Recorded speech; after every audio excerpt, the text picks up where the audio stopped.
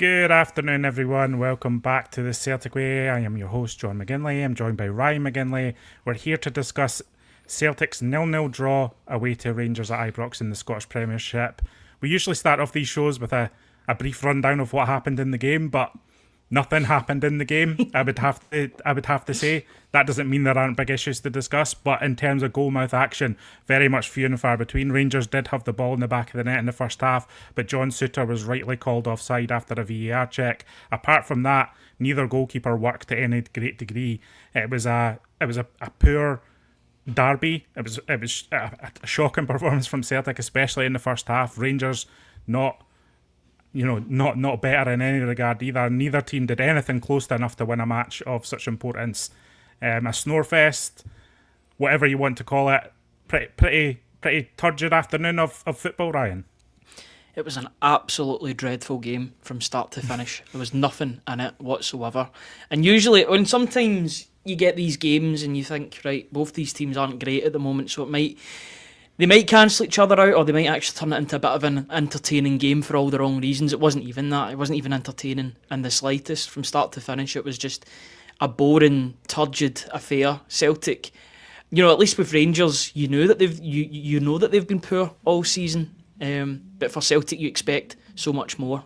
I was reading your instant analysis, and I was nodding my head as I was going through it, because I agreed with absolutely everything that you were saying. It is concerning that a Brendan Rodgers side has went to Ibrox again and looked so blunt up front, but even more so in midfield. Midfield's a real area of concern for me. I'm sure we'll go into it, but just as a brief summary, it was a dreadful game from start to finish, and a draw was probably the fair result, because both teams, neither side deserved to win that. There was no winner today. There was no winners. Nobody won watching that game either. Nobody won playing that game, and quite fitting too.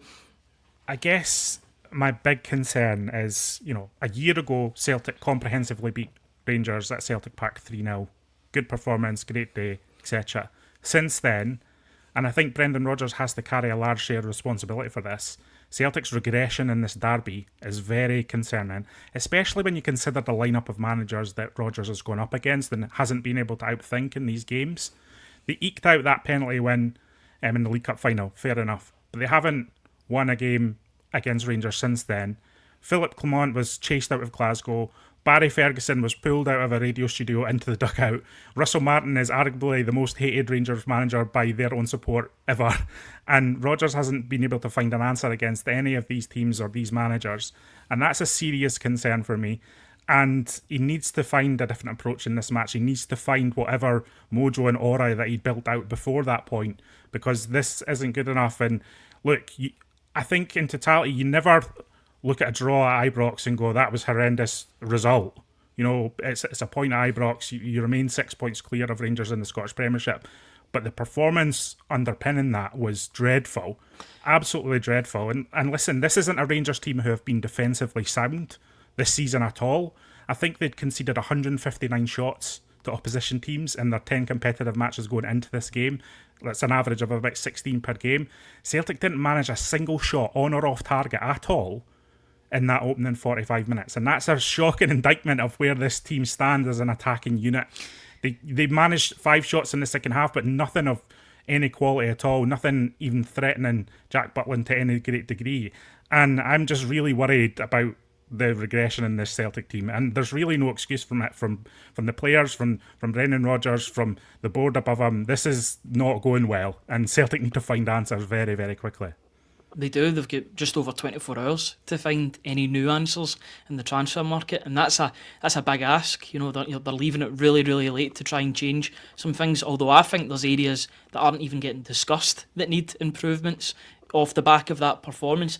I actually think a draw is a great result for Celtic, considering how bad they were on the day, because I think if Rangers were half decent, then they would have been punished. They would have punished them today. Celtic were so off the boil. But so were Rangers. Rangers were poor. They had one defender who looked scared every time he got on the ball, and Celtic didn't profit off that once. Giga looked nervous every time he had the ball at his feet, and yet Celtic didn't press him or look to make him make a mistake or try to force him to make a mistake. It was just so tepid, turgid, whatever word you want to use to describe that game. It was so poor. And really, I think the main word is concerning. It was concerning because admittedly, I've watched a lot of Rangers games this season because you do keep a keen eye on what's happening, both in Europe and domestically as well. I've seen teams like Motherwell cause more problems than Celtic did today. Dundee caused more problems. Victoria Pilsen, Panathinaikos, Club Brugge. You can name them. You can name them all. St Mirren. That was the easiest half of football that Russell Martin's had to deal with as Rangers manager, and it was against Celtic, and that's quite a damning indictment for me. It was quite scunning at half time to think you've not even laid a single glove on this side. A side that were going into this game, and a lot of their supporters, and I've been reading what their supporters are saying, they were dreading this game. They thought that Celtic would come in and turn them over. I don't think they've been watching Celtic recently because they've hardly been inspiring themselves, and that proved to be the case in the day.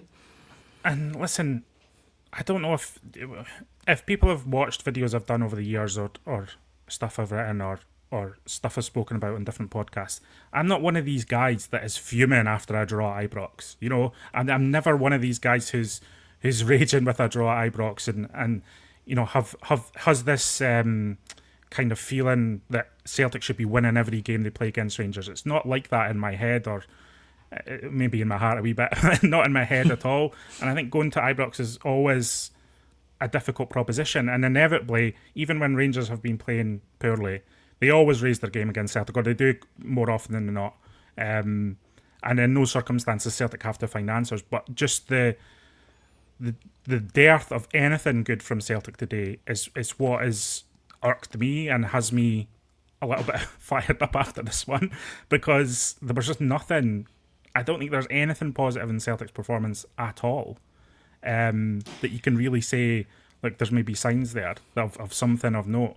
And I think you're right. It's like, it is Brendan Rodgers is part of this conversation. It's not just everything going on around transfers. It's not everything with regard to that. It's a lot of the responsibility for what we're seeing in this Celtic team, the dreadful possession and lack of quality chances against Kairat Almaty, all the possession today and nothing of note from Celtic's team today.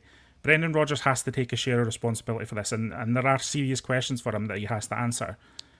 Aside from that, as he alluded to there, the next 24 hours, Celtic have to have their best ever 24 hours in a transfer window ever for this squad to even be close to what is required for the rest of the season. Never mind being strengthened off the back of last season. The concept of strengthening off the back of last season has gone. Celtic will not be stronger than they were last season, unless something magical happens in the transfer market over the next 24 hours. And this in conjunction, a kind of faltering style of play, a faltering performances under Brendan Rodgers, chance creation just off a cliff, in conjunction with this horrendous performance off the pitch in the transfer market, has just collided into this mess. And Celtic, I don't know, I'm looking, how do Celtic dig their way out of this? And I'm really concerned, I have to be honest with you. Yeah, and as I said before, I think they've gotten away with one today, thankfully, and they've got a point. Yes, they returned to the top of the table, but they're level on points with Hearts. But I think, in my personal opinion, I think Brendan Rodgers got an easy ride on Tuesday night for that performance, because a lot of people instantly turned to the board and said, "Oh, he's not been backed. See, when those players go over the white line, when they cross the white line, they've got to do a job. They didn't do it on Tuesday night, and they didn't do it again today. Yes, they kept a clean sheet. That is the only positive coming from today. And I'd probably only give pass marks to probably 2, maybe 3 players, if even that, because there's a clean sheet. And even then, Liam Scales started the game dreadfully and then built his way into it and calmed down a little bit. But apart from him and maybe Ralston, although there was a couple of dodgy moments from him, there's not really anybody that you can talk about. Certainly not from middle to front. There was nothing middle to front, and that's what concerns me. It concerned me going, look, the problems were there up front. We know that there's problems up there, and hopefully they'll be getting remedied over the next 24 hours or so. Too little, too late, yes, but hopefully there's people coming in. But it's that midfield that's worrying me. I was about to say, what's that midfield? The midfield doesn't work, supposedly, John. Going into the summer, everyone's thinking the midfield might be the strongest area of Celtic's team right now. It's just not working. And again, I hate singling out players. It's something I traditionally don't like to do. I really don't like it. But I'm looking at Arne Engels in that performance today, and he's just a passenger to what is going on. He's not really showing what is required for a derby of this kind of importance and everything going into the game. A reaction to Tuesday night in Kazakhstan.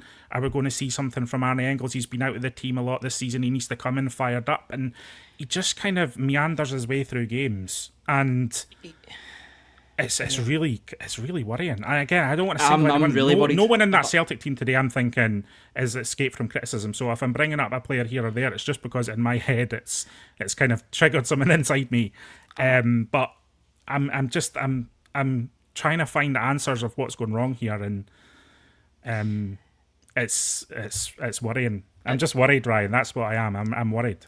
At this moment in time, I do not feel as if Arne Engels fits in this Celtic team. I don't know what he does. And I had this problem at the start of last season as well, and he did have a couple of good games towards the middle where he performed well in Europe, had a couple of good domestic games, but I'm watching him, and when you're doing player ratings, you have to watch every single player. I'm like, what did you do in this game? You're totally anonymous. But the same could be said for Callum McGregor and Rio Hatate. Like, it's not an Engels thing. It's like a Celtic midfield. It's like Rodgers isn't getting what he needs out of this Celtic midfield.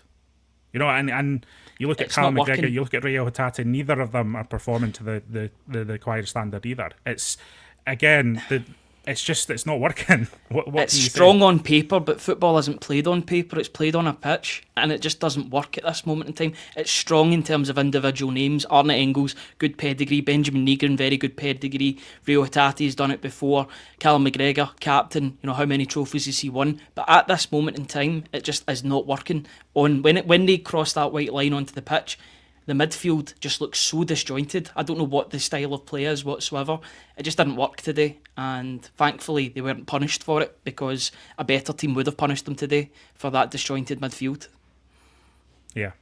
It's not even, I think, the Rangers midfield, I don't think you're looking at that and that's thinking something that's going to dominate the Celtic midfield. It's just, oh, mate, it's a struggle. I'm going to bring in some viewer comments here because there are many coming in live. I'm just going to throw some up and then we can just kind of see. Comment here about the system. This 4-3-3 system that Rodgers seems so intent on playing was found out last season. Why is he incapable of changing things? Also, they went out and signed a centre forward and played him right away. Why not us? Yeah, I mean, Majovski, he was fairly quiet but had an element of threat in that first half. And yes, Celtic. He was a focal point, which Celtic didn't have until they brought Shin Yamada on, unfortunately, and he actually tried in the second half to make things happen and won fouls and actually did quite all right in my opinion in the short time that he had, or the decent amount of time, but didn't really have anything to work with. But I thought he did well winning fouls. But Rangers had a focal point and Celtic didn't today. Yeah. Martin Gilhooly saying 30. I've not checked this stat, but I'll take Martin at his word. 39 times we passed backwards to Schmeichel. There were genuinely times today the pass back was harder than the pass forward. I agree with that, and we still chose to pass it backwards. And I think, in fairness to Engels, I did notice an element of, look, he was tasked with trying to get Celtic up the pitch and pass the ball forwards, and he did see an element of that from Engels. So that's. But it didn't come off for him. But I think he was one of the ones maybe trying to get forward up the pitch. Obviously, I think behind him, McGregor and the defence as well, Ralston really not. Ralston's miles off it as far as I'm concerned at the moment. And yeah, I mean, Tierney tried a couple of times to get the ball up the pitch. Tierney went more direct on a couple of occasions, trying to find something. But whatever Celtic are trying to do, the answers aren't coming, with the questions that they're trying to ask. Yeah, and with Tierney as well, you're clock watching now with him in the second half. You're like, how long is he going to last before they inevitably have to change either the system or personnel when Kieran Tierney comes off? Well, they need to change the personnel as well, obviously, when Kieran Tierney leaves the pitch, and that was the case. And Scarachi came on, and I thought he did all right with his 15-20 minutes on the pitch, slotted in okay. But you're clock watching when it comes to Tierney, and you're expecting him to come off the pitch. So that's a problem. The fact that he can't last 90 minutes yet is a concern for me. On Engels, and I don't want to bash him because I've been quite a vocal supporter of Engels when I really do. It's not an Engels thing. It's not an No, Engels thing. it's just This is a Celtic thing. what we watched today. That's all I've got to work with Engels. He got the start today. He just plays the game in his own pace. He wants to play the game in his own, and he needs to understand that he needs to play it at the pace of the game. You know, it's a high octane game, although it wasn't really so much. So apart from a couple of movements here and there, that high octane pressure wasn't there today. But he needs to inject that into the game. And he did try with a couple of forward passes. I will give him credit for that, but you know, they were largely inaccurate. There was one that sort of went out, it was curved and it went out of play, and it was like, you see the idea, it was the right ball but the wrong execution. It was just a turgid display by everybody. A couple of really concerning performances, Engels and just the midfield in general. I think McGregor had a real off day, and Hatate, you know, tried but nothing came off for him, and it was another game in which it was, you know, I'm banning the Engels chat. We've had a good bit of Engels. We've mentioned him about 10 times. He's better off. There's a problem with the Celtic team and how it functions generally, I think. And again, even the attack, and I'm not going to say anything bad about Balikwisha because I think he was given the hardest job, one of the hardest jobs in Glasgow today, getting thrown into that situation with the Celtic not functioning in an attacking sense. How we were going to see the best of Balikwisha or not. So, you know, we'll make judgments on Balikwisha after the international break and when he gets a run of games. Daisa Mera couldn't quite do anything either. The Nygren, I felt Nygren was trying, but he was just a little bit off the pace of the game. Again, that's something I'm unconvinced by Nygren in the right wing position. I mean, I would have preferred him in the midfield, but then what does that take away? And it's the issues are so. Nobody's making a good case for the midfield at the moment, and that should really encourage these midfielders. Nobody's making a good case. You know, make that position your own in the coming weeks. You know, it's a problem area for me, and it shouldn't be a problem area with the personnel that Celtic have got at the moment. But it's a problem area, and it needs to be sorted. I don't think there'll be any incomings in the midfield tomorrow, but it's something that Rodgers needs to work with in order to find that best midfield three, or he needs to change the formation. What rabbits are Celtic going to pull out of the hat here? Like, that's what I'm concerned about. Celtic have been backed themselves into this corner with Adamida not involved today, you know, not even on the team bus, sending him for a medical down to Swansea, but then also saying he can't go because we've not signed a replacement. Like, we've managed to make, in the final days of the window, we've managed to make the attacking situation worse than better, which is remarkable. So what's going to happen here? Are Celtic going to manage to get this deal for Dahlberg over the line? Are other teams now going to be interested in knowing he's on the market? Like, this indecision and indecisiveness in the market is a real worry. And I'm thinking Celtic have barely done anything up to this point to really strengthen Brendan Rodgers' options. So realistically, what are they going to do in the final 24 hours? Something remarkable has to happen for anyone to be happy when the window closes. It's Dahlberg or bust for me now. Just looking at the striking positions and the striking options that Celtic have got, or they could get. You know, Jamie Vardy looks as if he's going to Serie A with Cremonese. If you were to put out the previous signal to Edward to come back, he's going to Lons, although I don't think there was anything in that whatsoever about him coming back. Strelek's going to Middlesbrough. All of these options, or any options that they had, are now gone. It's firmly Dahlberg or some other option that we've never heard of before, but it seems as if they've put all their eggs in the one basket with Dahlberg. They had him. They had talks earlier. My issue is, like, Dahlberg comes in, right? But when Celtic's chance creation is so non-existent, yeah, you know, I don't think it's a problem with Adamida was missing a barrel load of chances and Celtic were creating these mountains of XG that would just need someone to put the ball in the back of the net. That's not where Celtic's problems lie. And I'm thinking more, are Celtic going to sign another winger? Are they going to sign someone else who's going to really inject something into Celtic's build-up play? That's what's missing for me at the moment. The striker, yes, we need a quality striker. I would love to see Dahlberg come in the door. But does he solve all of Celtic's problems? That's what I'm scratching my brain and thinking that I doubt that he alone solves all Celtic's problems. Celtic need a lot more than Dahlberg at the moment. It seems to me, you know.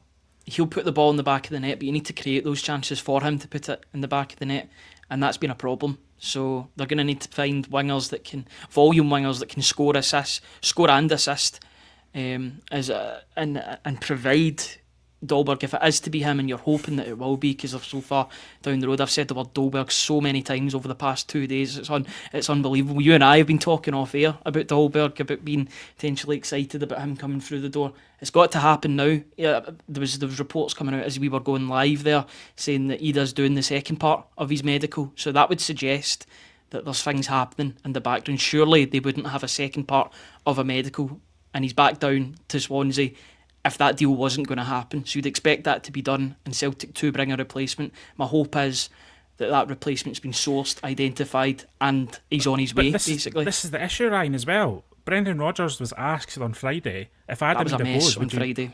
He was asked on Friday, Brendan Rodgers was, if Adam Ida leaves, would you want to bring in 2 strikers? And he said, ideally, yeah. And that's the point. Like, we're getting to this point where now you would probably be happy with Ida and Yang being replaced, but that's not what Celtic needed going into the final 5 days of the window.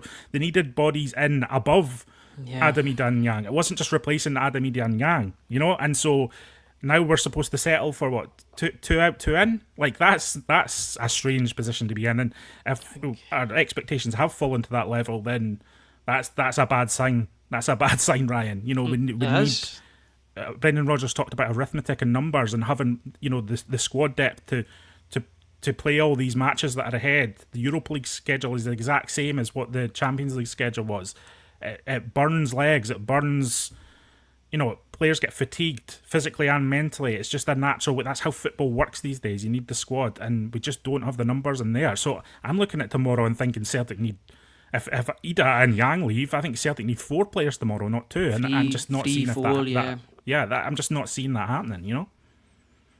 And if it does happen, it'll be a massive surprise to everybody, because the only 2 names that have been linked in terms of incomings are Kasper Dolberg and Tenetke from Hammarby. Those are the only 2 real names. And even that one, even Tenetke from Hammarby's up in the air, because they've put in 2 bids, they've been rejected, and they're going to play hardball. You know, they still need to source a replacement for him if Celtic are to sign him. So they've put themselves in this position. They're going to probably have to overspend to get their targets because they're in a desperate situation and they need the numbers. And that's just to bring the squad, as you said, to where it needs to be, or where it's absolutely the bare minimum. They need more than that. But unfortunately, with Brendan Rodgers' little comment yesterday or the day before, and he said ideally 2, he's probably only going to get 1, unfortunately, given the way this transfer window, if even that. Problems, Ryan, real problems. Hazel Finn saying, hope you're going to be busy again tomorrow. You can see what's coming though. We are getting desperate, and I think that is the case. Celtic are in a desperate situation here, and we'll have to overpay. That is on the board. And listen, we've talked extensively about the board over the last 3 weeks. They are not immune from criticism over what's happened to Celtic over the last 8 to 12 months. Andy saying Brendan needs to change his tactics. We've not been competitive in these games this calendar year. Definitely his last season if it continues like this. And Ryan, I'm not a tactician. You're not a tactician. We don't have coaching badges. We don't have anything like this. We don't have experience in the game. But surely it's a fundamental thing that if something isn't working and is consistently not working, you don't keep trying the same thing again and again. What's the point in that? You've got to try to find answers and use. Brendan Rodgers needs to use his experience and knowledge of the game and his knowledge of tactics, etc., to find the answers, because adaptability is key when you're coming up against the brick wall. And he needs to find, I don't know what the answers are, but he needs to find the answers for this chance creation malaise that Celtic are in. And again, this is not a one-off. And Kairat Almaty was not a one-off. This is a trend that has started at the start of this season and throughout, save for about a half against Livingston. It's been grim, Ryan. Celtic, Rodgers specifically, needs to find answers. Yeah, and I hope that the international break is used for that, to think of a new system to play or tweak it in order to tweak the old system to make it more difficult for other teams and make it easier for Celtic to make chances, because they're not getting a lot of chances at goal. Look at the past 2 games. How many clear-cut chances have Celtic had? Have they even had clear-cut chances in the past two games? It feels as if there's been a lot of the ball in the midfield and defence, but the attacking areas have been so blunt, and that's an area that Celtic need to both improve tactically and in terms of personnel. Tactically through the international break, and in personnel in the next 24 hours. The onus is on the board to really deliver, but I've got my doubts that they'll do that between tonight and tomorrow. Yeah. People saying they would try Bernardo, McGregor, Hatate in midfield. Bernardo didn't even come off the bench today. You saying? Sorry, someone's saying they'll try Bernardo at the 6, McGregor and Hatate in the forward mid positions.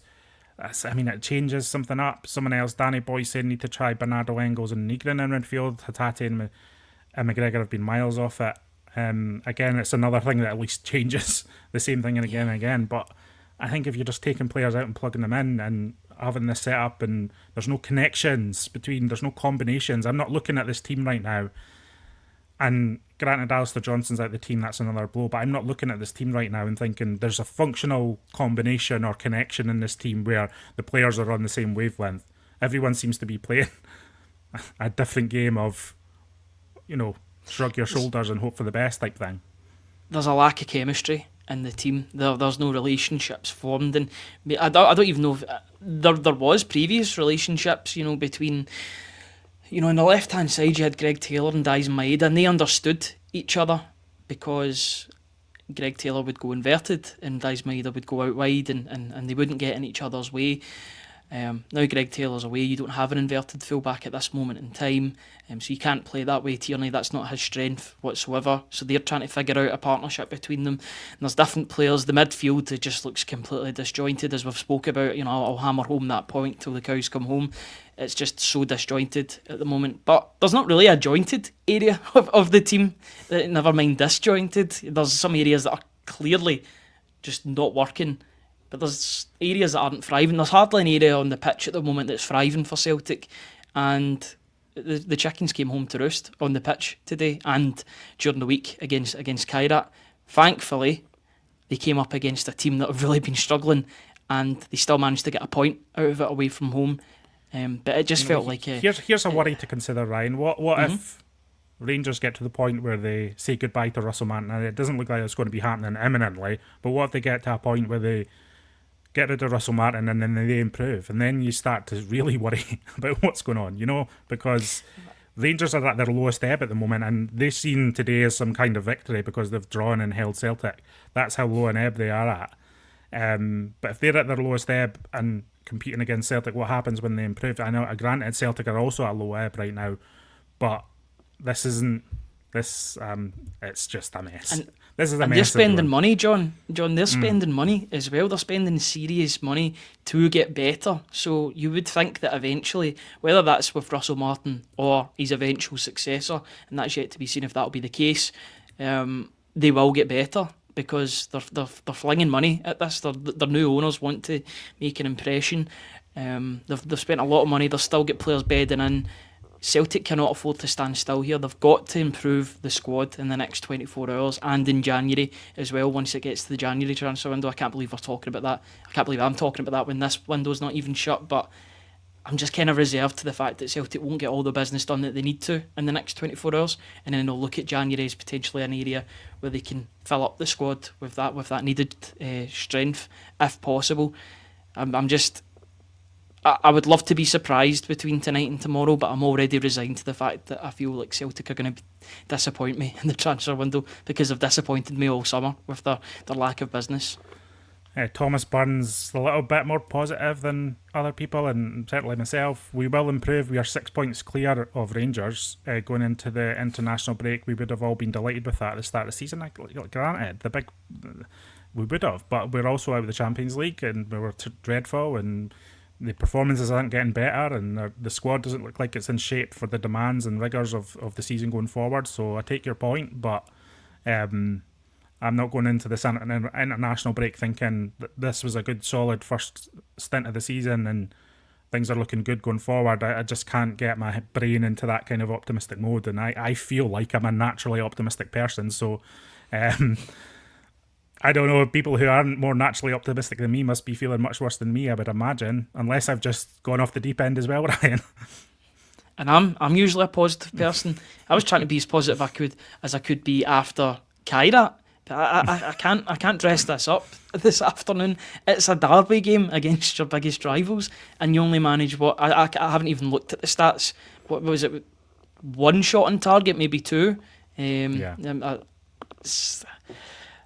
wasn't tested. That's all we need to know. Like, not tested. No, he had a busier he had a busier game during the week where he kept the score down against Club Brugge. He wouldn't have had an easier game this season or in his Rangers career than what he did against Celtic. Certainly in a Celtic game, that is the easiest game he's played in because he wasn't tested whatsoever, apart from a speculative overhead kick from Kieran Tierney in the second half and a shot from Hatate. This comment here sums up that the opinions are varied. The midfield, not that guy saying the midfield trio is irrelevant until we have wingers that can beat their man and a striker that can hold the ball and finish their chances. I think the fact so many people have so many different issues with the team just shows that there's a real variety of problems at Celtic at the moment, and maybe something will click and become good. But yeah, it does feel very much like the first spell under Rodgers in the third season. Unfortunately, I'm getting the same shades of that turgidness. I remember Celtic being turgid back in, what was that, 2018, 2019, and yes, there was a couple of high moments, but there was a lot of drab games, and I hope it doesn't go down the same route. We're still early on in the season, still things can improve, but at the moment it's been a very mixed start to the season. There's been some good performances, but there's been a lot of not so good ones, so they need to sort that out over the international break and beyond.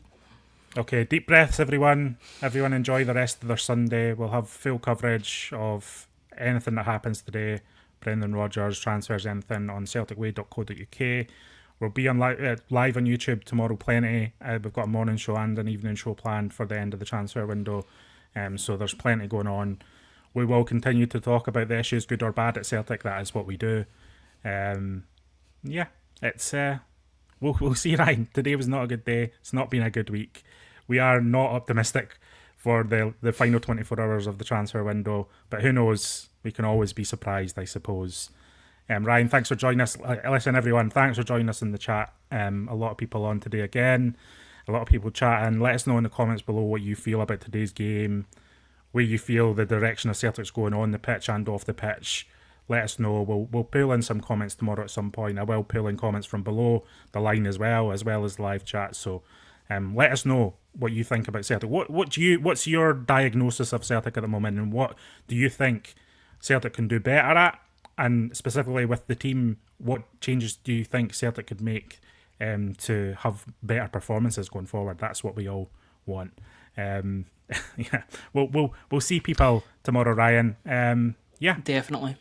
And we'll bring in as many comments as we can, both tomorrow in the morning briefing with Kevin and I, and in the night show with you and I. Hopefully it's a busy one, the night show, the evening show, but yeah, I'm not too optimistic at this point. I'd love to be proven wrong, but yeah, we'll see. Okay, folks, we'll see you again next time on The Celtic Way.